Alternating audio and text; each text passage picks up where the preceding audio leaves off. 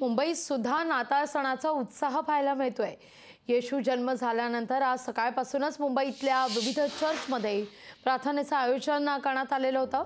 मुंबईच्या माहीम इथल्या Saint Michael चर्चमधून आढावा घेत फादर लान्सी पिंटो यांच्याशी देखील संवाद साधला आमच्या प्रतिनिधी मीनाक्षी म्हात्रे यांनी। राज्यासह देशभरामध्ये नाताळ साजरा केला जात आहे। सध्या मी मुंबईच्या माहीम इथे आहे, सेंट मायकल चर्च या ठिकाणी। आपण पाहतो दरवर्षी या चर्चमध्ये मोठ्या प्रमाणात सजावट केली जाते आणि जवळपास आपण पाहतोय 490 वर्ष या चर्चला पूर्ण झालेली आहेत। माझ्यासोबत चर्चचे फादर आहेत लान्सी पिंटो सर। सर, काय सांगाल यावेळी कशा पद्धतीत चर्चमध्ये सजावट करण्यात आलेली आहे? सर्वत्र देशभरामध्ये नाताळ साजरा करण्यात येत आहे, काय सांगाल? सकाळची प्रार्थना कधी सुरू झाली आहे? आम्ही काल रात्रीपासून प्रार्थना करीत आहोत आणि आज सकाळपर्यंत जवळजवळ 12 वाजेपर्यंत आपली प्रार्थना चालू असेल आणि लोक येत जातात आणि लोक संध्याकाळीपर्यंत येत जातील।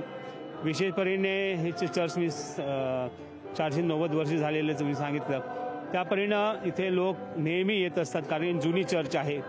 आणि आता आपण जर का बघाल इकडे जे सजावट केली त्याचा उद्देश आहे, येशू ख्रिस्ताचा जन्म झाला तो गोट्यात झाला होता, तर आपण इथे प्रदर्शन केलेलं आहे की प्रत्येकाच्या हृदयामध्ये तो जन्मलेला आहे। दरवर्षी तुम्ही काही ना काही संदेश देण्याचा प्रयत्न करतात, यावेळी काय संदेश देणार आहे?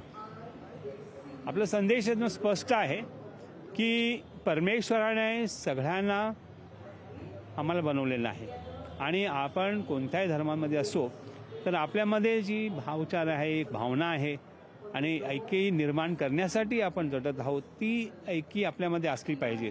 आपण कोणत्याही प्रदेशात असो, कुठेही असो, पण आपण माणूस आहोत, तर नेहमी माणुसकीची भावना आपल्या मनामध्ये असावी आणि त्याचप्रमाणे आपण कार्य करावे, हा संदेश मी देण्याची इच्छित आहे।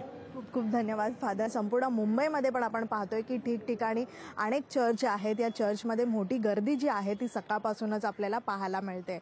व्हिडिओ जर्नलिस्ट निकेश मोरेसह मीनाक्षी म्हात्रे, लोकशाही न्यूज, मुंबई। लोकशाही मराठी ऐका, पहा, जागरूक रहा।